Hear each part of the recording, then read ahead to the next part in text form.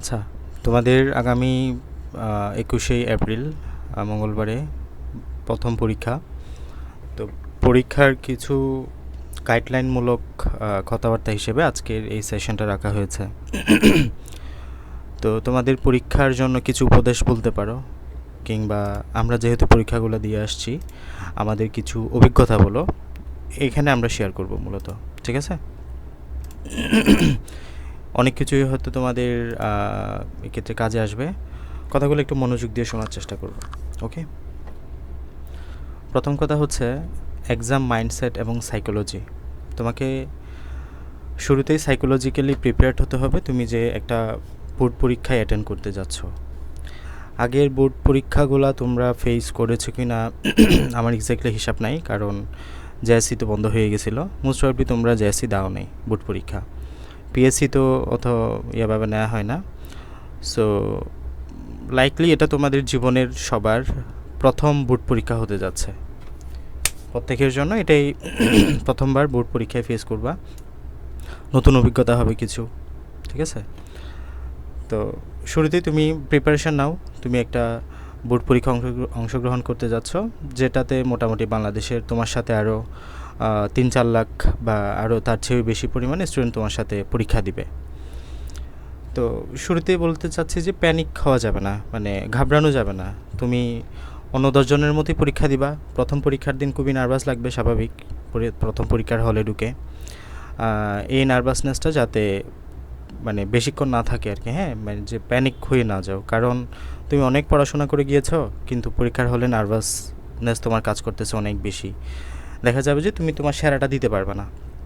Ultimately তুমি কি পড়েছো, কি পড়ো নাই, এগুলো সব আউটপুট যে দিবা, এই জায়গাটা হচ্ছে পরীক্ষার হল।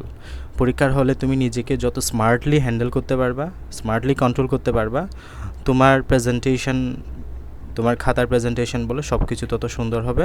আলটিমেটলি তোমার আউটকামটাও তত সেরা হবে। সো প্রথম কথা হচ্ছে প্যানিক হওয়া যাবে না, নিজেকে দৃঢ়স্থির রাখতে হবে। ঠিক আছে? এবং ইকুইপমেন্ট কী নিবা? ইকুইপমেন্ট তোমরা পরীক্ষার দিন সকালে অনেক তাড়াহুড়া করো, এই জন্য আমি পয়েন্টটা রেখেছি।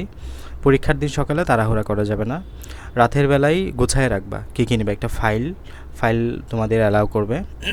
ট্রান্সপারেন্ট ফাইল নিবা, মানে এ পাশ থেকে এ পাশে দেখা যায় এরকম ফাইল।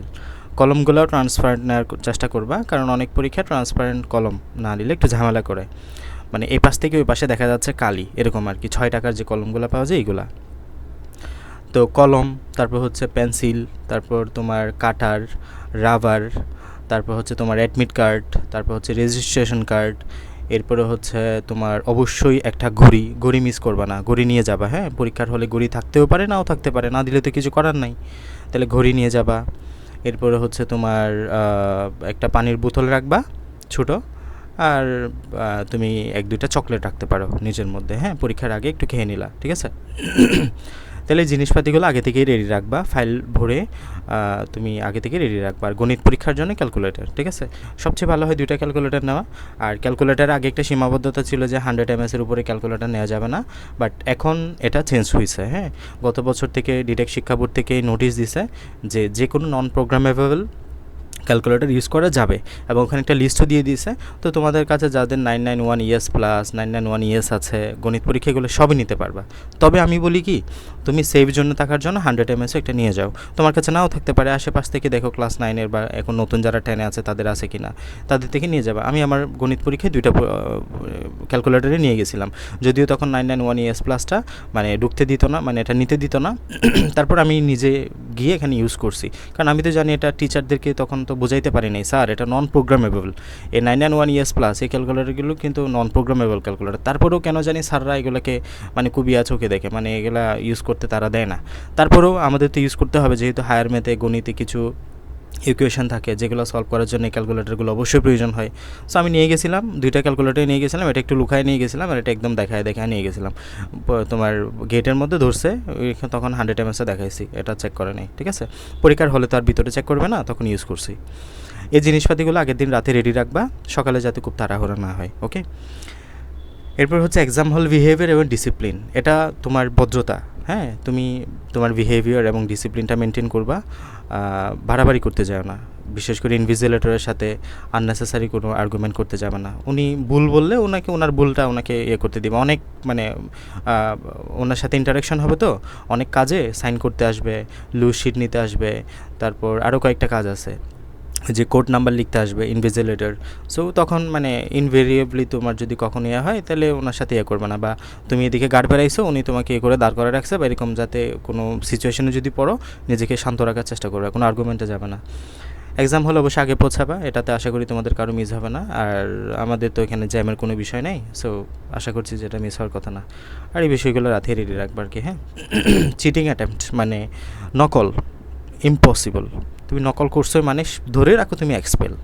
এবারের পরীক্ষা অ্যাটলিস্ট, আগের পরীক্ষা আমি জানি না এক্সপেল হতো কি না, বাট তোমাকে যদি এক্সপেল না করে তুমি ধরে রাখতে পারো, যদি এই খবরটা বাইরে বেরোয়, সেন্টারের বাইরে বেরোয়, সুপারভাইজারতে যে থাকবে সেন্টারের, ওই সুপারভাইজারের চাকরি চলে যাবে, ঠিক আছে। একে তো তোমার পরীক্ষার হলে থাকবে, সিসি ক্যামেরা থাকবে, দ্বিতীয়ত তোমাদের গার্ডরা দেখবে যে খুবই কড়াকড়ি করতেছে, খুব স্বাভাবিক, যেহেতু ইতিমধ্যে সবাই একটা ভয়ের মধ্যে আছে কী করতেছে না করতেছে। সো স্বাভাবিক একটু মানে নিজের উপরে বিশ্বাস নিয়ে যাবা, যাতে আরেকজনের হেল্প খুব একটা নেওয়া না লাগে। হ্যাঁ, নিবা, যাতে এটা মানে তুমি আগে চারপাশের পরিবেশ বুঝে তারপর হেল্প নিবা। এমনভাবে হেল্প নিতে যাও না, কিংবা এমনভাবে আরেকজনকে হেল্প করতে যাও না যে ডিরেক্ট তোমার পরীক্ষার উপরে এটা মানে প্রভাব ফেলবে, বুঝতে পারছো?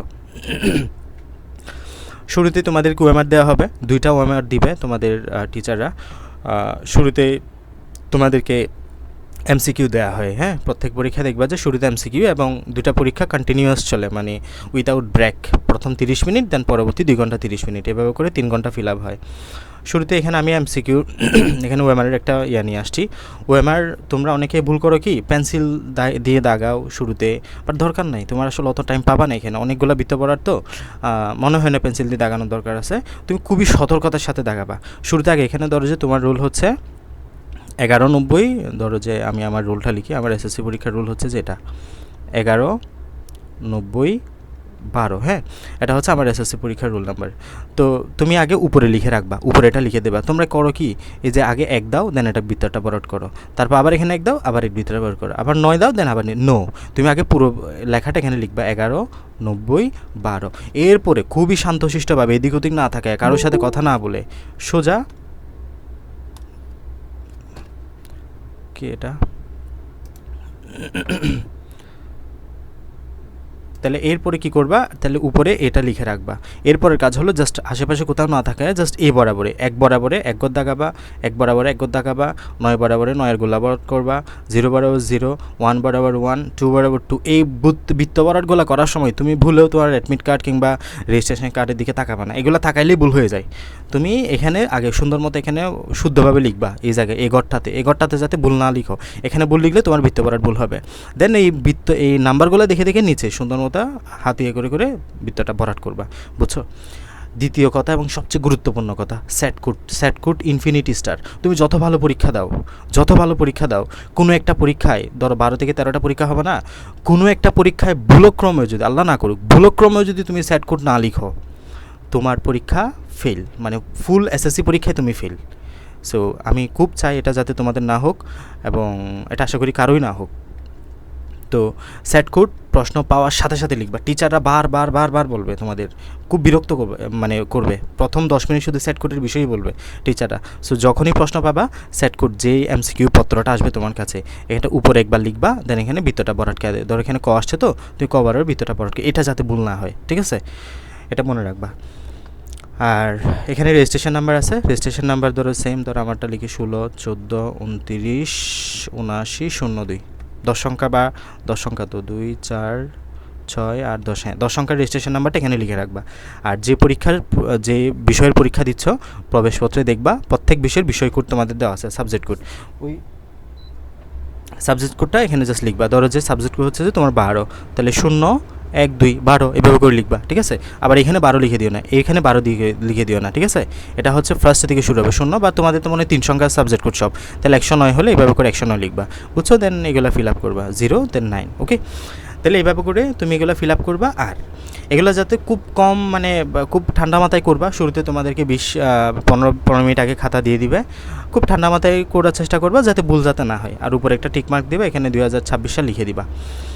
তো চেষ্টা করবা যে ভুল যাতে কোনোভাবেই না হয়, কারণ ভুল হলে তোমার ঝামেলা বাড়বে। যদি ভুল হয়ে যায়, ভুল তো হতেই পারে, আমরা মানুষ, ভুল হতেই পারে।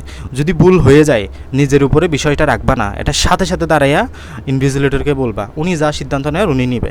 বাট তুমি যদি নিজের মধ্যে রেখে এখানে কাটাকাটি করো, এখানে ধরো যে বৃত্ত ভরাট হবে 1 3, তুমি ভরাই দিছো 1, দেন এটাকে আবার এরকম কেটে তুমি এখানে 3 করে দিছো, তুমি কিন্তু বিপদে পড়বা। কারণ এগুলো হচ্ছে ওএমআর, হ্যাঁ ওএমআর, এগুলো ওএমআর মেশিন দিয়ে কাটবে, এগুলো অপটিক্যালি তোমার এগুলো রিড করা হবে, এগুলো মানুষের হাতের এখানে বিষয় না। তুমি যখন এখানে 2টা বৃত্ত ভরাট দিছো, মেশিন এটাকে রিড করতে পারবে না, তো সো তুমি ঝামেলায় পড়বা। তুমি যত ভালো পরীক্ষা দাও, একটা যদি রেজিস্ট্রেশন নাম্বার রোল নাম্বার ভুল করে আসো, তোমার ফুল পরীক্ষা আলটিমেটলি চলে যাবে। সো ভুল হতে পারে, ভুল হওয়ার সাথে সাথে এটা টিচারকে বলবা, স্যার আমার এই জায়গায় ভুল হয়েছে, কী করা যায়। স্যার দেখবা যে হয় এখানে কোনো সাইন করে দিচ্ছে, মানে উনি একটা সাইন করবে, না হয় তোমাকে এটা চেঞ্জ করে দিবে। যদি শুরুতে এখানে দাগায় টাগায় না থাকো, তোমার যদি সময় থাকে যথেষ্ট, তাহলে টিচার এটা তোমাকে সাথে সাথে চেঞ্জ করে দিবে। কথা বুঝছো? এটা খুব ভালোভাবে মাথায় রাখবা। তাহলে কি বললাম, set code, roll number, registration number, এগুলো যাতে কোনোভাবেই ভুল না করো। কথা বুঝে গেছে? আর এগুলোতে হাত দেওয়ার প্রয়োজন নেই, এই যে তোমার এগুলোতে তোমাদের টিচার এসে সাইন করে যাবে। ওকে। আর বৃত্ত ভরাট পুরোটা করবা, এই যে এখানে বৃত্ত ভরাটের পদ্ধতি আছে, পুরোটা বৃত্ত ভরাট করবা, অর্ধেক বৃত্ত ভরাট করে অর্ধেক রেখে আসবে না, হ্যাঁ পুরোটা ভরাট করবা। এটা হচ্ছে তোমার এমসিকিউ পেপারের জন্য। সেমভাবে তোমাকে আরেকটা পেপার দিব, হচ্ছে তোমার ওই যেখানে তুমি লিখবা, মানে তোমার সিকিউ এবং যে বর্ণনামূলক প্রশ্ন, এগুলোর জন্য আরও একটা দেওয়া হবে, ওখানেও সেম, এই যে পাশে 2026, এরপর হচ্ছে এসএসসি, এরপর হচ্ছে তুমি যে এসএসসি পরীক্ষা দিচ্ছ, এসএসসি বরাবর বৃত্ত ভরাট করবা, দেন এখানে রোল নাম্বার লিখবা, এবার আবার বৃত্তগুলা ভরাট করবা, ঠিক আছে, রেজিস্ট্রেশন নাম্বার লিখবা, এবার আবার বৃত্তগুলা ভরাট করবে, এগুলো যাতে ভুল না হয়। হ্যাঁ, যেভাবে বলছি আগে, শুরুতে 16, 14, 29 এভাবে করে লিখবা, দেন এখানে দেখে দেখে দেখে দেখে বৃত্তগুলা ভরাট করবা। বিষয়কূট, যে সাবজেক্টের পরীক্ষা দিচ্ছ ওটা বিষয়কূট। আরেকটা বিষয়, এটা তোমরা ভুলে যাও, কেন ভুলে যাও জানো? কারণ এই কাজটা হলো একদম সবার শেষে। শুরুতে তো তুমি এগুলো ভুল করবা না, রোল নাম্বার এসে এগুলো ভুল করবা না, বিষয়কূটও ভুল করবা না। বাট অতিরিক্ত উত্তরপন্থের সংখ্যা, এটা আমরা অনেক সময় ভুলে লিখি না, এটা আমিও করছি। আমিও এক পরীক্ষা মনে হয় মানে তোমার মানে ভুল লিখছি নাকি লিখি নাই, এরকম কিছু একটা হবে। বা এখানে 3টা পোর্শন আছে, এই যে এখানে একটা, নিচে আরেকটা, এদিকে নিচে একটা, তোমার সব জায়গায় এগুলো ফিল আপ করতে হয়। সো তুমি এখানে মাথায় রাখবা যে লাস্টে তোমার যদি লুজ শিট নেওয়ার প্রয়োজন হয়, মানে কতগুলো লুজ শিট নিচ্ছ, ধরো যে তুমি 2টা লুজ শিট নিছো, তাহলে এখানে 0 2 এই ভিতরটা ভরাট করে আসবা, এখানে 0 2 দিবা, ঠিক আছে। তোমার যদি সামহাও আল্লাহ না করুক যদি তোমার এখানে খাতা থেকে পিন আপগুলো ছুটে যায়, মনে করো তুমি এখানে এই এখানে ফিন আপ করছে, তোমার খাতাটা ফিন আপ করা, এখান থেকে যদি সামহাও লুজ শিটটা ছিঁড়ে যায়, তাহলে এইগুলো তখন কাজে আসবে, এগুলো দিয়ে তোমার লুজ শিটটা বের করা হবে, বুঝতে পারছো? সেগুলো এই কাজটা একদম সবার শেষে, হ্যাঁ একটু মাথায় রাখবা যাতে ভুলে না যাও আর কি। হ্যাঁ, টিচাররা তো এগুলোর জন্য বলবে না, টিচাররা বলবে মূলত রোল রেজিস্ট্রেশন এগুলো দেখছে কিনা, ঠিক করে লিখছো কিনা দেখবে, দেন তোমার খাতায় সাইন করে চলে যাবে। এর বাইরে টিচারদের আর দায়িত্ব নেই।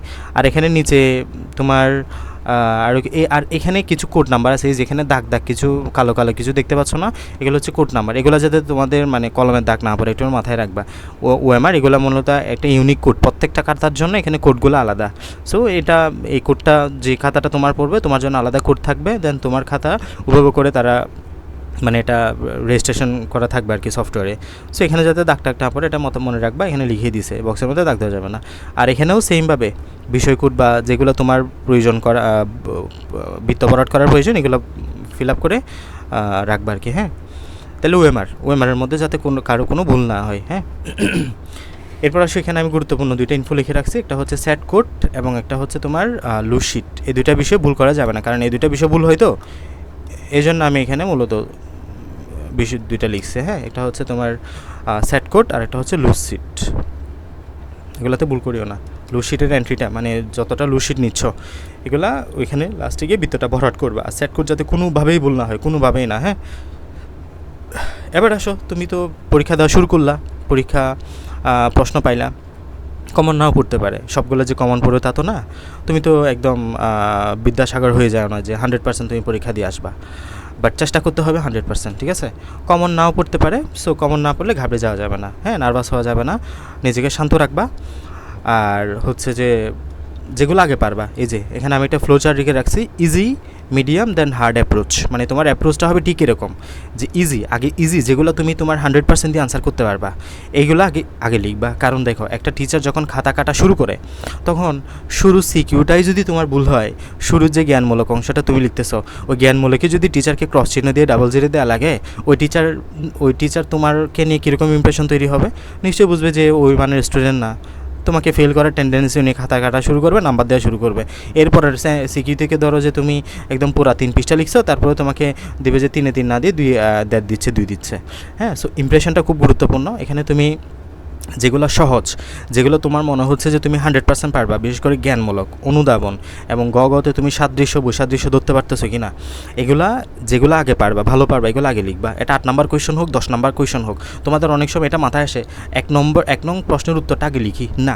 1 নং প্রশ্নের উত্তর যদি তোমার কঠিন মনে হয়, তুমি এটা লেখার কোনো প্রয়োজন নাই, তো তুমি 8 নাম্বার দিয়ে শুরু করো, অসুবিধা নাই। 7 নাম্বার দিয়ে শুরু করো, যেটা ভালো পারো, যেটা তুমি খুব 100% পারবা, ওইটা দিয়ে আগে শুরু করবা, তাহলে ইজি। তারপর হচ্ছে মিডিয়াম, তারপর হার্ড অ্যাপ্রোচ একদম লাস্টের দিকে রাখবা। তুমি যেগুলা কনফিউজড, তুমি যেগুলো পারবা না, আরেকজনের হেল্প নিতে হয়তো বা হবে, এগুলো লাস্টে গিয়ে চেষ্টা করবা, যাতে তুমি আরেকজনের যদি হেল্প নেওয়ার প্রয়োজন হয়, এখানে লাস্টের দিকে যেহেতু একটু তোমার কথাবার্তা বেশি হয়, তোমার পরিবেশটা খুব একটা একটু নয়েজি থাকে, ওই সময় যদি সম্ভব হয় আশেপাশে একটু শুনে নিলা, তারপর লিখলা। বুঝতে পারছো?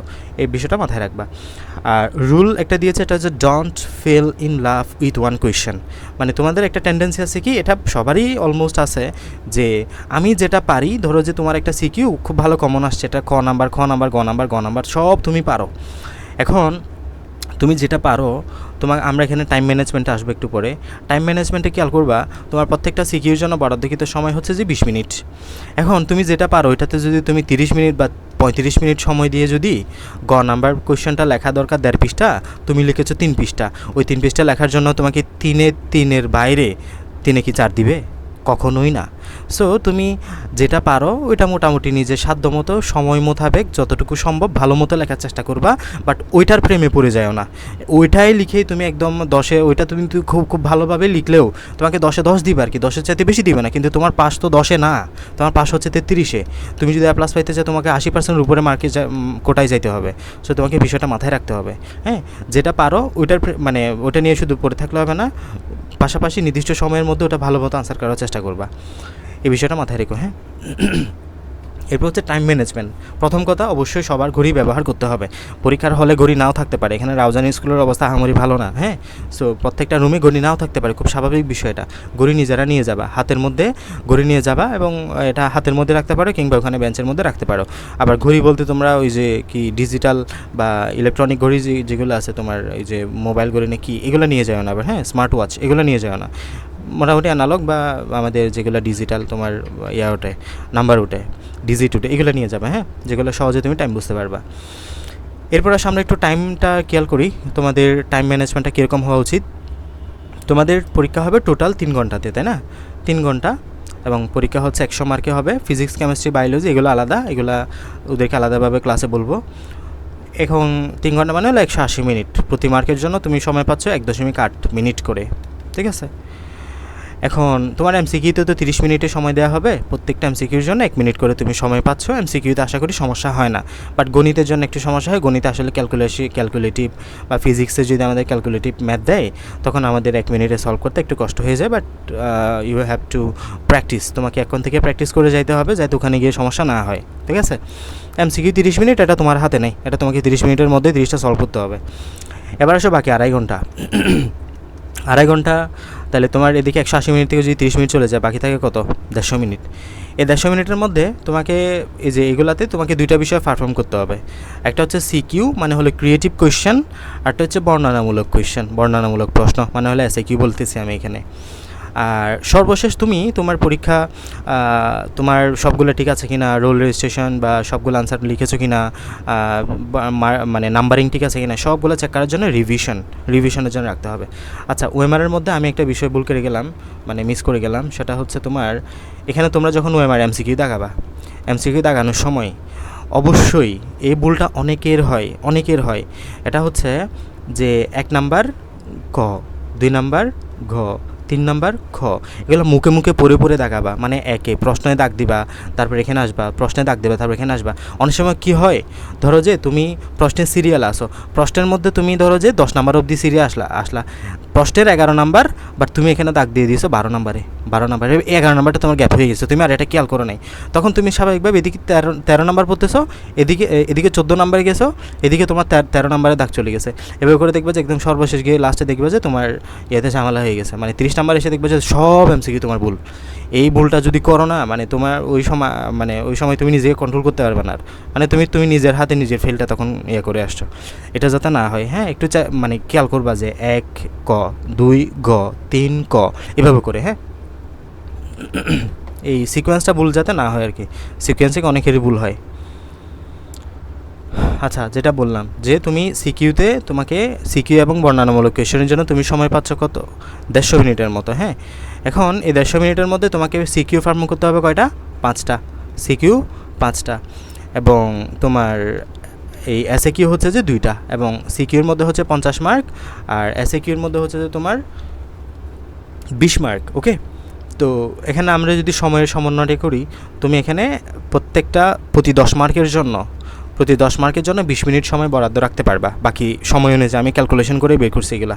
প্রতি 10 মার্কের জন্য 20 মিনিট, মানে প্রতি 1 মার্কের জন্য 2 মিনিট সময়। তাহলে একটা সিকিউ যদি তোমার 10 মার্কের হয়, প্রতিটা সিকিউতে তুমি 20 মিনিট সময় দিতে পারবা, তাহলে 5টার জন্য 100 মিনিট। তার মানে তুমি শুরুতেই হিসাব করবা, মানে হিসাবটা মেনটেন করবা যে প্রত্যেকটা সিকিউতে যাতে 19 থেকে 21 বা 20 এই সময়ের মধ্যে প্রতিটা সিকিউ তুমি শেষ করো। বুঝতে পারছো? প্রতিটা সিকিউ অবশ্যই তোমাকে 20-21 মিনিটের মধ্যে শেষ করতে হবে। এর বেশি সময় নিলে তুমি লাস্টে গিয়ে টানাপোড়েনে পড়বা। আর তুমি প্রথম সিকিউ 30 মিনিট, দ্বিতীয় সিকিউ মিনিট ধরো যে 25 মিনিট বা খুব ভালো মতো লিখে লাস্টে গিয়ে একটা সিকিউ ডিরেক্ট মিস দিয়ে চলে আসছো, মানে 10 নাম্বার তুমি আনসারই করো নাই, তোমার এটা কিন্তু বিরাট লস। তুমি যদি খেয়াল করো লাস্টে গিয়ে তোমার সময় হচ্ছে না, মানে সময় চলে গেছে, বাট তোমার সিকিউ বাকি রয়ে গেছে আরও 2 ঘন্টা, সময় যদি 20 মিনিটও থাকে, তুমি এটাকে 2 ভাগে ভাগ করে 10 করবা, মানে প্রতিটা সিকিউ তুমি 10 মিনিটে লেখা শেষ করবা। যা পারো জাস্ট লিখে দিয়ে চলে আসো, যা পারো উদ্দীপক লিখে দিয়ে চলে আসো, বাট লিখে আসো, মার্ক ছেড়ে আসবা না। মার্ক ছেড়ে আসাটা প্রচণ্ড রকমের বুকামি, প্রচণ্ড রকম। হ্যাঁ, তুমি 1 ঘন্টা যে 100 মার্কের 100 মার্কের আনসার চলে আসবে, একদম কিচ্ছু না পারলে হলে উদ্দীপকটা লিখে দিয়ে চলে আসবে, এক কথায়। বুঝতে পারছো? এমসিকিউ না পারলে আন্দাজে দেখাবে, এমসিকিউ ছেড়ে আসবে না। তোমাদের এখানে নেগেটিভ মার্ক নাই, বুঝছো? এখানে কিন্তু নেগেটিভ মার্ক নাই। তুমি যদি হয়ে যায় তাহলে মার্ক পাবা, না পারলে 0 পাবা। ওকে, বাট নেগেটিভ মার্ক না যে তোমাকে এখানে মানে খালি রেখে আসতে হবে, না পারলে আন্দাজে দেখাবা। আর যদি মানে মুখস্থ সিকিউতে না পারো উদ্দীপক লিখে দিয়ে চলে আসবে, বাট তারপরেও লিখে দিয়ে আসবা। টিচাররা মার্ক খোঁজার জন্য লেখা চাই, বাট তোমার যদি এখানে সাদা থাকে খাতা, তোমাকে টিচাররা মার্ক দিতে পারবে না। তো বিষয়টা খুব ভালো মতো করে মাথায় ঢোকাও। তাহলে যেটা বলতেছি, অবশ্যই 5টা সিকিউ টাচ করবা, সময় না থাকলেও টাচ করে আসবা, টাচ। হ্যাঁ, পরিপূর্ণভাবে লিখতে পারবা না, তবে টাচ করে আসবা, যে কোনোভাবেই হোক, ফেল করবা না তুমি কোনোভাবে। আর এসএকিউতে সেম। তো আর এসএকিউ লেখার সময় বিষয়গুলো মাথায় রেখো যে 10 মার্ক কিন্তু এটা হিউজ। এসএকিউতে তুমি মিনিমাম 4 থেকে 5টা বাক করবা, মানে 4 থেকে 5টা পোর্শনাল প্যারা করে লিখবা। হ্যাঁ, অনেকটা রচনার মতো করে আর কি। তুমি হেডলাইন দিতে পারো, মানে সুন্দর মতো প্রেজেন্টেশনটা নিজের মতো করে সাজাবা। ওকে, এটা বলতেছি একটু পরে। আর সিকিউতেও তাহলে তোমাকে 100 মিনিটের মধ্যে সিকিউ শেষ করতে হবে, পরবর্তী 40 মিনিট তুমি এসএকিউর জন্য রাখবা, পরবর্তী 10 মিনিট আমি রেখেছি রিভিশনের জন্য। বাট তুমি এখানে আসলে 10 মিনিট সময় কখনোই পাবা না, কারণ প্রথম সিকিউ লিখতে মিনিমাম তোমার 25 মিনিট যাবেই। তুমি যতই টাইম ম্যানেজ করতে চাও কি না, প্রথম সিকিউতে তোমার অবশ্যই সময় যাবে, কারণ এমনি হাত অবশ থাকবে কিছুক্ষণ, হাতের স্পিড আসতে দেখবা যে 25-30 মিনিট চলে গেছে প্রথম সিকিউতে। সো এখানে আসলে রিভিশনের জন্য তুমি টাইম নাও পেতে পারো, বাট রাখা আছে, তুমি যদি টাইম বের করতে পারো খুবই ভালো আর কি। হ্যাঁ, রিভিশনের জন্য সময় রাখা, এখানে লাস্টে গিয়ে তুমি রোল নাম্বার, সেট কোড এগুলো বিষয় চেক করবা। হ্যাঁ, এরপর হচ্ছে স্মার্ট আনসার রাইটিং, মানে তুমি জানো তুমি এটার উত্তর কী, কিন্তু টিচারকে তো জানাইতে হবে এখন তুমি যে এটা জানো। হ্যাঁ, টিচারকে তো বুঝাইতে হবে তুমি যে বিষয়টা জানো। টিচারকে বোঝানোর পদ্ধতি হলো তোমার প্রেজেন্টেশন। তুমি খাতায় কীভাবে লিখবা, তুমি খাতার প্রেজেন্টেশনটা এমন হতে হবে যে টিচার দেখে মুগ্ধ হবে, তোমাকে 3-এ 3 দিবে, তোমাকে 4-এ 4 দিবে, এভাবে করে তোমার প্রেজেন্টেশনটা হতে হবে। টিচাররা এত বেশি খাতা কাটে, আর বাংলা, ইংরেজি, তারপর তোমার বিশ্ব পরিচয়, ইসলাম নৈতিক শিক্ষা, এগুলাতে এত লেখা, টিচাররা কখনোই তোমার প্রতি লাইন বা লাইন পড়ার সুযোগ পায় না। আমি দেখেছি খাতা খাটার সময়, হ্যাঁ আমি দেখেছি টিচাররা কখনোই এই লাইন বা লাইন তোমার খাটার বা পড়ার সুযোগ পায় না। টিচাররা দেখে তুমি জ্ঞানমূলকটা সঠিকভাবে লিখতে পারছো কি না, টিচাররা দেখে অনুধাবনমূলকের প্রথম 1-2 লাইন ঠিক আছে কি না, তোমার প্রয়োগমূলকের মধ্যে ওই যে তোমার সাদৃশ্য বৈসাদৃশ্য এটা তুমি ওই যে মূল পাঠ পরিচিতির সাথে ধরতে পারছো কি না, এই বিষয়টা দেখবে। আর কত পৃষ্ঠা লিখছো এটা দেখবে টিচাররা, এটা দেখেই তোমাকে মার্কগুলো দিবে। সো এই বাস্তবতাটা বুঝো, তুমি খাতা খালি রেখে আসবা না, যা পারো লিখে আসবা এবং সর্বোচ্চ স্মার্টভাবে আনসারগুলো লেখার চেষ্টা করবা। তাহলে এখানে প্রথম কথা অপ্রয়োজনীয় লেখা অ্যাভয়েড করবা। এখন নিজের ইচ্ছা মতো আবার লিখে আসবা যা তা, এটা করিও না। টিচার যদি নজরে পড়ে যায় দেন টিচার মার্ক করে ফেলবে যে তুমি কেমন, তোমাকে নাম্বারও দিব তেমন করে, বুঝছো। তারপর একটা সিকিউ বা যেটাই লিখো তোমাকে শুধু ইন্ট্রোডাকশন বা পরিচিতিটা লিখবা। ধরো যে তোমাকে বলতেছে উদ্দীপকের সাথে সাদৃশ্য, ওই পাঠ ধরো যে আমাদের বলি সুবা একটা গল্প, এই সুবা গল্পের সাথে উদ্দীপকের যে উদ্দীপকটার সাথে মানে সাদৃশ্যপূর্ণ আলোচনা ব্যাখ্যা করো বা এই চরিত্রের সাথে আলোচনা ব্যাখ্যা করো। তুমি আগে ইন্ট্রোডাকশনটা দিয়ে দিবা, মানে তুমি কি যেটা সাদৃশ্য বৈসাদৃশ্য বা যেটাই আলোচনা করতে বলছো এটা প্রথম লাইনে বলে দিবা, প্রথম 1-2 বাক্যে বলে দিবা। দেন তুমি বডি নিয়ে আলোচনা করবে, এখানে উদ্দীপকের কয়েকটা ফিচার্স, তারপর তোমার বইয়ের যে পাঠ পরিচিতি শিখতে বলছিলাম না গতকালকে, যে অধ্যায়টাই পুরো পাঠ পরিচিতিটা মুখস্থ করে দেওয়া। পাঠ পরিচিতি তুমি প্রত্যেকটা সিকিউতে অ্যাপ্লাই করতে পারবে, হ্যাঁ যে কোনো সিকিউতে তুমি পাঠ পরিচিতি অবশ্যই অ্যাপ্লাই করতে পারবা। সো পাঠ পরিচিতি ভালোভাবে পড়বা। তো এই পাঠ পরিচিতি সহ মিলে কয়েকটা লাইন এখানে ঢুকাই দিলা, লাস্টে গিয়ে কনক্লুশন দিয়ে শেষ করে দিলা। হ্যাঁ এভাবে 3 থেকে 4টা প্যারা করবা, ঘ নাম্বারে 3টা প্যারা, 4 নাম্বারে 4টা প্যারা, প্রতি প্যারাতে টিচার 1 মার্ক করে হিসাব করবে, বুঝছো কিনা। এভাবে করে তোমার আনসারটা সাজাবা। আর এমসিকিউ স্ট্র্যাটেজি কীরকম, মানে তুমি ধরো যে সব এমসিকিউতে আনসার জানো না, তাই না। ধরো যে একটা এমসিকিউ, এটার আনসার হচ্ছে ক ক গ ঘ। তুমি যদি এটা আনসার জানো, তোমার যদি পড়া থাকে, তুমি সিম্পলি ক বা ঘ যেটাই আনসার হোক তুমি সঠিকভাবে বৃত্তভরাট করে দিবা। এটা তো কোনো শিওর মানে হবে না, মিস হবে না, এটা হচ্ছে শিওর মার্ক, মানে তুমি 100% শিওর। আর কিছু এমসিকিউ দেখবে যে তুমি কনফিউজড, মানে এটা হতেও পারে আবার নাও হতে পারে, মানে পড়েছি মনে আসতেছে না বা আমি এটার সাথে কনফিউজড, তখন তুমি কি করবা, এলিমিনেট প্রসেসে যাবা। এলিমিনেট অপশন মানে হলো বাদ দেওয়ার প্রসেস, মানে হলো দেখো এই ক নাম্বারের অপশনটা তুমি পড়ে দেখবা, ক নাম্বারের যে উত্তরটা এটা এই উদ্দীপকের সাথে বা প্রশ্নের সাথে রিলেট কিনা তুমি একটু মানে যাচাই করবা। মানে তুমি এর আগে কি করছো, প্রশ্ন পড়ে আনসার সিলেক্ট করছো, এখন তুমি কি করতেছো, তুমি প্রশ্নের অপশন পড়ে দেন মানে উত্তরের অপশনগুলো পড়ে দেন প্রশ্নকে জাস্টিফাই করবা। এটা হচ্ছে এলিমিনেট প্রসেস। হ্যাঁ তো এলিমিনেট প্রসেসের মধ্যে তুমি এলিমিনেট করতে পারবা। ধরো যে এটা এখানে আমি তোমাকে বললাম সুবার বয়স কত বছর, তোমার যে প্রবন্ধ ছিল প্রবন্ধে সুবার বয়স কত বছর। এখন তুমি তো জানো সুবা একটা ছোট্ট মেয়ে ছিল, এখন তোমাকে এখানে শুরুতে যদি 80 বছর দেয়, তুমি কি বিষয়টা মানে ধরতে পারবা, মানে এটা তোমার একটা কমন সেন্স আছে না ভাই, যে সুবা তো ছিল মেয়ে, 80 বছর কেমনে হয়, তাহলে আমি শিওর এ খ ঘ গ কোনটা হবে জানি না, তবে 80 বছর যে হবে না এটা শিওর। তার মানে তুমি এটাকে এক্সক্লুড করে দিলা, মানে এটাকে বাদ দিয়ে দিলা তোমার অপশন থেকে, তুমি অপশনটাকেই বাদ দিয়ে দিলে, না ক নাম্বার হবে না। এরপর ক নাম্বার নিয়ে কিছুটা যাচাই বাছাই করো, যে এটা দিয়েছে ধরো 50 বছর, এটাও কি হতে পারে বা যায় কি না, মানে তুমি জাস্ট কনফিউজ থাকবা। যদি দেখো যে তোমার ম্যাক্সিমাম সম্ভাবনা হবে না, এক্সক্লুড করে দিলা। সেমভাবে গ গয়ের মধ্যে তুমি কনফিউশন হয়ে যাও, ধরো যেটা দিয়েছে 10 বছর, এটা দিয়ে 12 বছর, এখন তুমি ভালোই কনফিউজড, কোনটা হবে জানো না, আল্লাহর নাম নিয়ে যে কোনো একটা দাগাই দিবা। তাহলে তোমার এমসিকিউ আন্দাজে দাগাইলেও তোমার সঠিক হওয়ার সম্ভাবনাটা বেড়ে যাবে, কারণ তুমি এক্সক্লুড প্রসেসে গেছো। এভাবে এক্সক্লুড প্রসেসটা করবে। এক্সক্লুড প্রসেসটা আমাদের এমসিকিউ তোমার গণিতের এমসিকিউতে অনেক বেশি কাজে দেয়, গণিতের তারপর আমাদের সায়েন্সের অনেকগুলো বিষয়ে অনেক বেশি কাজে দেয়। হ্যাঁ এগুলো নিয়ে কখনো যদি সময় হয় আরও বিস্তারিত জানাবো। এরপর হচ্ছে ব্লাইন্ড গ্যাস, মানে তুমি আন্দাজে পুরোপুরি আন্দাজে মারি দিছো একদম, মানে তুমি জানোই না, প্রশ্নই পড়ে দেখা নাই, এইভাবে করিও না, মানে অ্যাটলিস্ট প্রশ্নটা পড়ে বা আশেপাশ থেকে শোনার হলেও চেষ্টা করবা লাস্টে গিয়ে। এরপর হচ্ছে কমন মিস্টেক। কমন মিস্টেক বলতে সিকিউতে এগুলো অনেক সময় হয়, যে প্রশ্ন ভালোভাবে না পড়া, আনসার শুরু করা। প্রশ্নটা আল্লাহর ওয়াস্তে ভালো মতো করে পড়বা, ঠিক আছে, প্রশ্ন ভালো মতো পড়বা। ইংরেজিতে তোমাকে যদি প্যাসেজ দেয় প্যাসেজটা ভালো মতো করে একবার পড়বা। তারপর হচ্ছে নাম্বারিং মিস্টেক, ওই যে ধরো যে তুমি 1 নং প্রশ্নের উত্তর লিখতেছো, বাট ওই যে তুমি আনসার লেখার সময় 2 নম্বর প্রশ্নের উত্তর লিখে ফেলছে এখানে, এগুলো যাতে না করো। টিচার যদি মানে ভালো না হয় তোমাকে পুরো 0 বসাই দিবে একদম, কারণ টিচার তো দেখবে এখানে 1 নম্বর প্রশ্নের উত্তর দেখে এগুলো তো নাই 0, সেগুলো খুব সাবধানে। হ্যাঁ আর এই যে যখন প্রশ্নের উত্তর লিখবা, ধরো যে একটা সিকিউ, তোমরা কি করো 1 নং প্রশ্নের উত্তর দেন ক নাম্বার দিয়ে এরকম একটা গোল্লা দিয়ে শুরু করে দাও, নো এভাবে করবা না। কীভাবে করবা, 1 নং প্রশ্নের উত্তর, 1 নং প্রশ্নের উত্তর দেন ব্র্যাকেটের মধ্যে ক দিয়ে পুরো একটা দাগ। আবার যখন খ নাম্বার লিখবা আবারও 1 নং প্রশ্নের উত্তর ব্র্যাকেটের মধ্যে ক দিয়ে আবারও পুরো একটা দাগ। আবার গ নাম্বার লিখলে 1 নং প্রশ্নের উত্তর দেন ব্র্যাকেট দিয়ে আবারও পুরো একটা দাগ। বুঝছো? এইভাবে করে তুমি যখন লিখবা টিচাররা খুব দ্রুত খাতা কাটে। টিচাররা ধরো যে তুমি ক নাম্বার লিখছো এখানে, খ নাম্বার লিখছো এখানে, টিচার হয়তো আলাদাই করতে পারবে না ক কোথায় খ কোথায়। নাম্বার দেওয়ার সময় দেখবে যে একটাতে নাম্বার দিয়ে চলে গেছে। প্রত্যেকটা বিষয় তোমাকে এখানে মাথায় রাখতে হবে, স্বার্থটা তোমার এখানে, নাম্বারটা তোমার পাও না।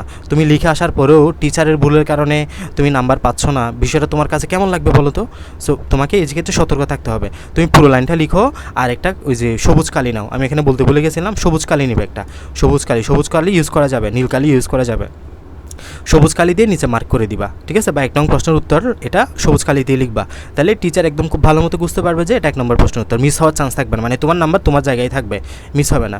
সেমভাবে প্রত্যেকটার জন্য লিখবা, তাহলে টিচারও বুঝবে যে তুমি প্রত্যেকটা প্রশ্নের উত্তরকে গুরুত্ব দিয়ে লিখছো। হ্যাঁ, টিচার এটা জাস্টিফাই করবে। ওকে, নাম্বারিং মিস্টেক এবং ওএমআর শেষে হ্রাস করা, মানে ওএমআর অনেক সময় দেখবে যে তুমি ইয়ে করার পরে ওএমআর বটে গেছে বা তোমার এদিকে ইয়ে করে গেছে, এগুলো যাতে ভুলেও না হয়। বিশেষ করে তোমার ওই যে বড় খাতা যেটাতে সিকিউ লিখবা ওইটাতে তো ওএমআরটাতে এখানে লাগানোই থাকবে। তো এখানে তুমি পুরো খাতা লেখার সময় ওখানে যাতে দাগ টাক না পড়ে কিংবা এটা না বটে যায়, এটা যদি তোমার ফোল্ড হয়ে যায়, হ্রাস হয়ে যায়, তাহলে ওখানে তোমার ইয়া হতে পারে, এটা ওএমআর রিড করতে সমস্যা হতে পারে, মানে ঝামেলাগুলোতে না পড়ি আর কি। হ্যাঁ, মাথায় রাখবে এগুলো। এরপরে হচ্ছে যে আমাদের সিকিউ লেখার প্রসেস। সিকিউ আমরা কীভাবে লিখবো, আমি একটা এখানে ডেমো নিয়ে আসছি, ডেমোটা একটু তোমরা শোনো, দেন নিজেদের মতো করে এগুলো অ্যাপ্লাই করিও। জ্ঞানমূলক প্রশ্নের জন্য তোমার মার্ক বরাদ্দ থাকে 1 মার্ক। সো এখানে তোমাকে আহামরি কিছু লেখার দরকার নেই। তুমি প্রথম যখন সময় পাবা, ধরো যে তুমি তোমাকে বলতেছে সুবার বয়স কত বছর, ক নাম্বার প্রশ্নে সুবার বয়স কত বছর, তুমি প্রশ্নের মধ্যে লিখলা সুবার বয়স 12 বছর। তুমি যদি লাস্টে সময় না পাও, লাস্টে গিয়ে তুমি দেখতেছো 10 মিনিটের মধ্যে তোমাকে একটা সৃজনশীল পড়া লিখতে হবে, এই সুবার বয়সটা লেখার দরকার নাই, তুমি লিখবা যে ডিরেক্ট 12 বছর। টিচার বুঝে যাবে যে কার বয়স এটা, বুঝছো? তোমাকে সুবার বয়স এত বছর এটাও লেখার দরকার নেই, ডিরেক্ট 12 বছর লিখে দেবে, এটাতে 1, কারণ টিচার এখানে মার্ক কাটবে না। 1 তো টিচারকে দিতেই হবে যদি তোমার প্রশ্নটা সঠিক হয়। সো তোমাকে এই মাইন্ডসেটটা এখানে কাজে লাগে, এটা বড় করার কোনো মানেই নাই ক নাম্বার প্রশ্নটা, বুঝছো? আর ক নাম্বার যেগুলোতে ভালো পারবো এগুলো আগে আনসার দিবে, আমি শুরুতেই বলে দিছি। তোমাকে টিচার জাস্টিফাই করবে তোমার এই ক খ এগুলো দিয়ে, গ এর প্রথম লাইন দিয়ে, ঘ এর প্রথম 1-2 লাইন দিয়ে। এগুলো ভুল করলে টিচার বুঝে যাবে তুমি কেমন স্টুডেন্ট। সো ভালোমতো মাথায় ঢোকাও, ক নাম্বার যেগুলোতে ভালো পারো এগুলো আগে লিখবা, না পারলেও আশেপাশ থেকে যদি সামহাও হেল্প নিয়ে ক নাম্বারের আনসারটা জানতে পারো, চেষ্টা করবে একটু। হ্যাঁ, আবার কারো ক্ষতি করে না। খ নাম্বারে তো তোমার অনুধাবনমূলক, এটা এখানে আমি আনি নাই। খ নাম্বারে মানে চেষ্টা করবা খ এবং খ এই দুটো বিষয় প্রথম পেজের মধ্যে শেষ করে মানে ক খ শেষ করবা। আরেকটা বিষয় বলে রাখি, সেটা হলো যে ধরো যে একটা পেজের অর্ধেককে এসে তোমার সিকিউ শেষ হয়ে গেছে, ধরো যেখানে গ নাম্বার প্রশ্নটা লিখতেছিলা এখানে এসে শেষ হয়ে গেছে, এইখানে এসে আবার তুমি আরেকটা সিকিউর তোমার নতুন করে শুরু করে দিও না। 2 নাম্বার কোয়েশ্চেন প্রশ্ন উত্তর এখানে শুরু করে দিও না, এটা ঠিক আছে? এখানে এটা বাদ যাবে, এই স্পেসটা খালি রাখবা, এটা হচ্ছে খাতার একটা ভদ্রতা। হ্যাঁ, এই ভদ্রতা মেনটেন করিও, পরের পেজে আবার তুমি নতুনভাবে শুরু করবে 1 নং প্রশ্নের উত্তর এটা, ঠিক আছে? সেমভাবে গয়ের ক্ষেত্রেও সেম, ধরো যে তুমি গ নাম্বার প্রশ্ন এতটুকু এসে শেষ হয়ে গেছে, এখানে আবার গ নাম্বারটা শুরু করে দিও না, না করলেই ভালো আর কি, সুন্দর দেখায় বিষয়টা। ওই পৃষ্ঠায় গিয়ে গ নাম্বারটা শুরু করবে, এখানে খালি থাকুক সমস্যা নেই, এটাই খাতার সৌন্দর্য, বুঝতে পারছো? এটা মাথায় রেখো। আর খ নাম্বারের ক্ষেত্রে খ এবং খ অবশ্যই 1 পেজ রাখবা, মানে এটা আর এখানে যতটুকু আসে আর কি, মাঝখান থেকে আর শুরু করবে না। খ নাম্বারটা এখান থেকে শুরু করলে এখানে যা আসে, গ নাম্বারটা 2 পেজের মধ্যে বা 1.5 পেজের মধ্যে রাখবা, ঘ নাম্বারটা যা পারো এখানে লাস্টে গিয়ে বলতেছি। তো ঘ নাম্বার বা প্রয়োগমূলকের মধ্যে তোমার মান হচ্ছে 3। একটা বিষয় মনে রাখবা, টিচাররা মার্ক দেবে তোমার প্যারা দেখে, তুমি কতটা প্যারার মধ্যে নাম্বারগুলো শেষ করছো। তোমাকে 3 নাম্বার মানে 3টা প্যারাতে আনসারটা লিখতে হবে। প্রথম প্যারা লিখবা তুমি এক বাক্যের মধ্যে, ধরো যে তোমাকে বের করতে বলছে সাদৃশ্য কী বা বৈসাদৃশ্য কী, তুমি 1 লাইনের মধ্যে বলে দিবা যে উদ্দীপকের সাথে আমার বই পড়া প্রবন্ধের এই সাদৃশ্যটা পাওয়া গেছে, এই মিলটা পাওয়া গেছে, 1 লাইনে লিখে দিবা এটা, বুঝছো? এটাতে তোমাকে 1 মার্ক, তুমি পরবর্তী লিখো না লিখে 1 মার্ক এখানে হয়ে গেছে তোমার। দ্বিতীয় প্যারা 3 থেকে 4 বাক্যে লিখবে, মানে অনুধাবনমূলক, বইয়ের ব্যাখ্যা, তুমি বইয়ে যা জানো ওই ব্যাখ্যাগুলো এখানে লিখে। আবার দ্বিতীয় প্যারার মধ্যে উদ্দীপক মারা শুরু করিও না, উদ্দীপক লেখা শুরু করিও না, ভুলেও না, ঠিক আছে? দ্বিতীয় প্যারার মধ্যে তুমি বইয়ে যা পড়ছো, ওই যে বললাম না পাঠ পরিচিতি মুখস্থ করবা, সব জায়গায় প্রত্যেক অধ্যায়ের পাঠ পরিচিতি মুখস্থ করবা, ওই অধ্যায়ের পাঠ পরিচিতি তুমি যেমনই শিখিও আসুক ওখানে লিখতেই পারবা, ঠিক আছে। পাঠ পরিচিতির দরকার হলে কয়েকটা লাইন এখানে লিখে দিলা। দেন তৃতীয় প্যারার মধ্যে গিয়ে ওই যে তুমি প্রয়োগমূলক বই এবং উদ্দীপকের সাথে মিলাবা, মানে উদ্দীপকও কয়েক লাইন লিখে দিবা, ওই নিজে যা জান এটা গিয়ে একটু শেষ করে দিবা, এভাবে কনক্লুশন করবে। 3টা প্যারার মধ্যে সঠিক হলে তোমাকে 3-এ 3 দিবে টিচার, মার্ক কাটবে না। টিচাররা মার্ক দেওয়ার জন্য এখানে খাতাগুলো কাটে, বুঝতে পারছো? তাহলে প্রয়োগমূলক শেষ করলা। এরপর হলো উচ্চতর দক্ষতামূলক, মানে ঘ নাম্বার আর কি। ঘ নাম্বার যেহেতু 4 নাম্বার, তোমাকে 4টা প্যারা করতে হবে, আর অবশ্যই 2 থেকে 2.5 পৃষ্ঠা, মিনিমাম 2 পৃষ্ঠা যাতে হয়। তাহলে এখানে সময় হচ্ছে 10 থেকে 11 মিনিট, এই যেগুলো সময় ভাগ করা আছে। প্রথমটা হচ্ছে 1 মিনিট, দ্বিতীয়টা হচ্ছে 2 থেকে 3 মিনিট, আর 3 নাম্বার মানে গ নাম্বার হচ্ছে 6 থেকে 7 মিনিটের মধ্যে শেষ করবা। উচ্চতর দক্ষতা হচ্ছে 10 থেকে 11 মিনিট, টোটাল যাতে 10 মিনিট 20 থেকে 21 মিনিটের মধ্যে শেষ হয়। ওকে, তাহলে 10 থেকে 11 মিনিটের মধ্যে তোমার এই গ নাম্বার প্রশ্নটা শেষ করতে হবে, এবং গ নাম্বারের মধ্যে তোমার 4 মার্ক, তার মানে তোমাকে 2 পৃষ্ঠা লিখতে হবে মিনিমাম, ঠিক আছে। তো প্রথম প্যারাতে তুমি কি লিখলা, এই যে জ্ঞানমূলকটা লিখে দিলা, মানে তোমার ডিসিশন কি, সাদৃশ্য বৈসাদৃশ্য বিষয়টা লিখলা, মানে আংশিক সত্য মিথ্যা, এভাবে তোমাকে যাচাই করতে বলো না, এটা লিখলা। দ্বিতীয় প্যারার মধ্যে 3 থেকে 5 বাক্যে বই থেকে যা জানো ওটা লিখবা। তৃতীয় প্যারার মধ্যে তুমি ওই যে উদ্দীপক সহ কিছু অ্যাড করবা আর কি। চতুর্থ প্যারার মধ্যে নিজের মতামত এবং সিদ্ধান্তের যৌক্তিকতা দিয়ে তোমার উত্তর শেষ করবা, লাস্টের লাইনটা আর কি। এভাবে 4টা প্যারাতে তুমি যদি সুন্দর মতো তোমার অ্যান্সার স্ক্রিপ্টটা গোছাইতে পারো, টিচার কখনোই মার্ক কাটবে না। 4-এ 4ও দিবে, 4-এ 3ও দিবে। 4-এ 3 দিলে মধ্যে ইনাফ। একটা প্রশ্নের মধ্যে আমরা 7 থেকে 8 পাইলে মোটামুটি আমরা খুব ভালো রেজাল্ট করতে পারি। 8 পাইলে তো তুমি আস্তে আস্তে প্লাসের দিকে যাচ্ছ, বুঝতে পারছো? এভাবে করে আনসারগুলো গোছাবা। এরপর আসো night before and exam day routine, মানে পরীক্ষার আগের রাতে চেষ্টা করবা মানে দিনের মধ্যে পড়াশোনা শেষ করার সন্ধ্যার আগে। আর রাতে মানে পড়ার চাপ খুব একটা নিও না, হ্যাঁ, পড়ার চাপ যত পারো কম নিবা। নতুন কিছু তো কখনোই পড়বা না, আগে যা পড়ছো সব রিভিশন করবা, শুধু নতুন কিছু পড়ারও দেখারও দরকার নাই, শুধু রিভাইস এবং রিল্যাক্স, মানে চাপ নেওয়ার প্রয়োজন নাই। আল্লাহ ভরসা, যা হবে ভালোর জন্য হবে, ঠিক আছে। নিজের সর্বোচ্চটুকু তুমি যদি পরিশ্রম করে থাকো, তুমি নিজের উপর নিজে এমনি সন্তুষ্ট থাকবা। হ্যাঁ, 6-7 ঘন্টা ঘুম, মিনিমাম 6 থেকে 7 ঘন্টা ঘুম যাতে হয়, 8 ঘন্টা হলে আরও ভালো। খুব রিল্যাক্সে সকালবেলা পরীক্ষা দিতে যাও, অথচ চাপ নেওয়ার কিছু নেই। হ্যাঁ, তাহলে রাতের রুটিনটা একটু মাথায় রাখবা। আর এক্সাম মর্নিংয়ে মানে যেদিন পরীক্ষা ওই দিন সকালে একটু হালকা খাবার খাবা, আবার অনেক বেশি ভাত খেয়ে যাও না, মোটামুটি ভাত খাইলেও অল্প, গরম ভাত অল্প খেয়ে যাও, ফানি ভাত খেয়ে যায় না আবার। হ্যাঁ, পান্তা ভাত, কিন্তু পান্তা ভাতে কিন্তু তোমার ওই যে প্রচুর পরিমাণে অ্যালকোহল প্রডিউস করবে বডিতে। এখন তুমি যদি যাওয়ার আগে যদি অ্যালকোহল খেয়ে যাও, পরীক্ষার হলে গিয়ে ঘুমাবা। পান্তা ভাত খাইলে কিন্তু আমাদের প্রচুর ঘুম আসে, এটা তোমরা অনেকেই খেয়াল করিও। হ্যাঁ, পান্তা ভাত কি যে সামথিং লাইক দ্যাট অ্যালকোহল, মানে অনেকটা এটা তোমার রাতে ভিজায় রাখে, তো এটা অ্যালকোহল প্রডিউস করে আমাদের বডিতে ঢোকার সাথে সাথে আমাদের বডিকে তোমার অনেক মানে নরম করে ফেলে, স্লো করে। সো পান্তা ভাত না, গরম ভাত যদি হয় হালকা খেয়ে যাবে, অত বেশি না। লাস্ট মিনিট প্যানিক রিভিশন, অনেকে দেখা যায় পরীক্ষার হলে যাওয়ার আগে একদম জান প্রাণ দিয়ে পড়ে, অতটাই পড়া যদি পরীক্ষার একদিন আগে সে পড়তো না, এই মানুষটা মানে বিদ্যাসাগর হয়ে যেত। So last minute panic revision করার কোনো প্রয়োজন নেই, রিল্যাক্সে তুমি কয়েকটা এমসিকিউ দেখে যাও, পাঠ পরিচিতি একটু মানে করো, মানে হালকা, তো চাপ না নিলে সমস্যা নেই। বাট যদি তুমি পড়তে মন চাই অবশ্যই, তাহলে তুমি জাস্ট পাঠ পরিচিতি দেখবা, কয়েকটা লেখক পরিচিতি দেখবা, জ্ঞানমূলক জ্ঞানমূলক প্রশ্নগুলো দেখবা গাইড থেকে, একটু এভাবে করে একটু দেখে যাবা। আর পজিটিভ মাইন্ডসেট, মানে নিজের মধ্যে আত্মবিশ্বাস রাখবা যে আমি পারবো, সবাই পারছে তার মানে আমিও পারবো, মানে এখানে আরেকজনকে দেখে নার্ভাস হওয়ার কিছু নাই, এই তো সব কিছু পারে, আমি হয়তো ফিল করব, এরকম কোনো মাইন্ডসেট মনের মধ্যে রাখার দরকার নেই। তুমি এতটুকু আসছো মানে তুমি পাস করার জন্য যথেষ্ট যোগ্য। তুমি 1 পাস করছো, ক্লাস 2 পাস করছো, 3 পাস করছো, 4, 5, এরপর আল্লাহ তাআলা তোমাকে 10 পর্যন্ত নিয়ে আসছে। দেন তুমি প্রিটেস্ট পরীক্ষা পার করো, এসএসসি পরীক্ষায় বসতে যাচ্ছ। সো তুমি যথেষ্ট বড় হইছো, যথেষ্ট তুমি ম্যাচিউর, তুমি এই জায়গাটার জন্য যথেষ্ট যোগ্য। সো তুমি পারবা, একটু জাস্ট নিজের মধ্যে আত্মবিশ্বাসটা রাখো, পজিটিভ মাইন্ডসেট রাখো, নেগেটিভ মানে চিন্তা মাথায় আনিও না, ঠিক আছে, এটা একটু মাথায় রেখো। আর মনে রাখবা, এক্সামটা অন্য 10টা পরীক্ষার মতো একটা এক্সাম, এই পরীক্ষাটা অন্য স্বাভাবিক যে কোনো পরীক্ষার মতো একটা পরীক্ষা। এক্সাম তোমার লাইফকে ডিসাইড করে দিবে না, এই পরীক্ষাটা কখনোই তোমার জীবনকে ডিসাইড করে দিবে না, বাট একটা ছোট্ট অপরচুনিটি বা যে কোনো একটা বড় অপরচুনিটি তৈরি করতে পারবে, যে কোনো একটা সুযোগ তৈরি করতে পারবে। পরীক্ষা খারাপ হোক, পরীক্ষা ভালো হোক, হ্যাঁ, নিজের প্রতি বিশ্বাসটা রাখবা, এবং এটা একটা জাস্ট সুযোগ। হ্যাঁ, তোমার কাজ হলো এই সুযোগটাকে কাজে লাগানো, তোমাকে আল্লাহ তাআলা এই সুযোগটা দিছে, এখন তোমার কাজ হলো এই সুযোগটাকে তুমি যত ভালোভাবে কাজে লাগাইতে পারো, যত ভালো মতো তুমি কাজে লাগাবা, তোমার ভবিষ্যৎ পথ চালাটা তত সুন্দর হবে, তোমার জন্য তত মসৃণ হবে। বাট তুমি যদি একটু নিজের অবহেলার জন্য একটু পিছিয়ে যাও, তাইলে হয়তো বা একটু কষ্ট হয়ে যাবে পরে, বাট থেমে থাকবে না জীবনটা, ঠিক আছে? তুমি একটা পরীক্ষায় ফেল করতে পারো, নাম্বার কম পেতে পারো, জিপিএ কম আসতে পারে, তার মানে কি তোমার জীবন শেষ? কখনোই না। বাট তুই যে একটু কষ্ট হবে হয়তো, তুমি যে পরিশ্রমটা এখন করতে পারছো না, এটা এখন করছো না, এটা পরবর্তীতে তোমাকে পুষায় দিতে হবে। মানে যে মানুষটা ধরো যে এখন পড়ার টেবিলে শ্রম দিচ্ছে, হ্যাঁ, ধরো যে মানুষ এখন পড়ার টেবিলে শ্রম দিচ্ছে, সে হয়তো ভবিষ্যতে একটু ভালো পজিশনে থাকবে। একটু ধরো যে তোমার এসি রুমে থাকলো, তারপর তোমার নিজস্ব প্রাইভেট কার থাকলো, ব্যাংক ভর্তি টাকা থাকলো, সুন্দর একটা বউ থাকলো, হ্যাঁ, এভাবে করে তার জীবনটা হয়তো হবে। বাট যে মানুষটা এখন পড়াশোনা না করে ধরো যে এদিক ওদিক ঘোরাফেরা করতেছে, মানে তোমার খুব ভালো কাজের মধ্যে নেই, তার জীবনটাও সে পার করবে, তবে হয়তো একটু কঠিনভাবে করবে। সে ওই মানুষটা যখন এসি রুমে বসে তোমার ভালো জীবন লিড করতেছে, ওইটা তখন মানে মাঠঘাটের মধ্যে খুব কষ্টের মধ্যে জীবনটা পার করতে হবে। মানে তোমাকে কষ্ট করতেই হবে, তুমি হয় পড়ার টেবিলে করতে হবে কষ্টটা, না হয়ে মাঠের মধ্যে করতে হবে, যে কোনোভাবে কষ্টটা তোমাকে স্বীকার করতেই হবে।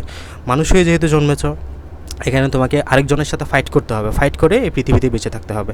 এটাই হচ্ছে আমাদের দুনিয়ার মানে একটা সূত্র, যে তোমাকে পরিশ্রম করেই, নিজের যোগ্যতা যাচাই করেই তোমাকে এখানে টিকে থাকতে হবে। সার্ভাইভাল আর দ্য ফাইটেস্ট, মানে যোগ্যরাই টিকে থাকবে। তুমি নিজেকে যোগ্য প্রমাণ করার এটা একটা জাস্ট সুযোগ, হ্যাঁ। তবে এটা তোমাকে জীবনকে ডিসাইড করে দিবে না, এটা জাস্ট একটা তোমাকে অপরচুনিটি দিচ্ছে, এটা মাথায় রেখো। আর কনসিস্টেন্সি মানে ধারাবাহিকতা গ্রেটার দেন ইন্টেলিজেন্স। তোমরা অনেকে মনে করতে পারো যে আমি হয়তো মেধাবী না, আমার দ্বারা এটা হবে না। না, তুমি যদি ধারাবাহিক থাকো, তুমি যদি নিজের চেষ্টাটা অব্যাহত রাখো, তুমি অবশ্যই পারবা। এবং মনে রাখো, কনসিস্টেন্সি অবশ্যই ইন্টেলিজেন্সের চাইতে বড়। ইন্টেলিজেন্স বিষয়টা আপেক্ষিক, এক একজনের ক্ষেত্রে এক এক রকম, বাট ধারাবাহিকতা পুরোপুরি তোমার হাতে। তুমি চেষ্টা করবা কি করবা না, এটা পুরোপুরি তোমার হাতে। তুমি যদি চেষ্টা করো তুমি পারবা, চেষ্টা না করলে পারবা না। এটাই হচ্ছে তোমার বিষয়, কনসিস্টেন্সি। নিজের উপরে পূর্ণ বিশ্বাস রাখবা, কথা বুঝছো? আর এখানে কিছু আমি কোড লিখছি যে believe in yourself and all that you are. মানে তুমি নিজের উপর বিশ্বাস রাখো, নিজেকে তুমি জানো। Know that there is something inside you that is greater than any obstacle. তোমার ভিতরে সেই শক্তি আছে যা যে কোনো কঠিন প্রশ্ন বা পরিস্থিতিকে জয় করার জন্য যথেষ্ট। মানে হলো, তুমি এসএসসি পরীক্ষা দিবা, এই পরীক্ষাটা আগেও অনেকে দিয়ে গেছে, সবাই এটা পার করে গেছে, আমরাও এটা পার করে গেছি। আমরা মানুষ, আমরা পেরেছি, সুতরাং তুমিও পারবা। আল্লাহ আমাকে যা দিয়েছেন, আমার মাথার মধ্যে যা দিয়েছেন, আল্লাহ তোমার মাথার মধ্যেও সেম জিনিসটা দিয়েছেন। আমাকে যে ক্যাপাবিলিটি, যে শক্তি দিয়েছেন, তোমাকেও সেই শক্তিটা দিয়েছেন। আমি যা খেয়ে বেঁচে থাকি, তুমি সেই জিনিসটা খেয়ে বেঁচে থাকো। আমাকে দুইটা হাত দুইটা পা দিয়েছে, তোমাকেও দুইটা হাত দুইটা পা দিয়েছে। তার মানে এই যুদ্ধটা জয় করার জন্য যা যা প্রয়োজন সব তোমার মাঝে আছে, সব তোমার কাছে আছে। এই যে সব শক্তি তোমার কাছে আছে, জাস্ট এগুলাকে স্মার্টলি ইউজ করে যুদ্ধটা জয় করতে হবে। সবার জন্য অনেক শুভকামনা। আমি বিশ্বাস করি সবাই অনেক ভালো করবা, ঠিক আছে?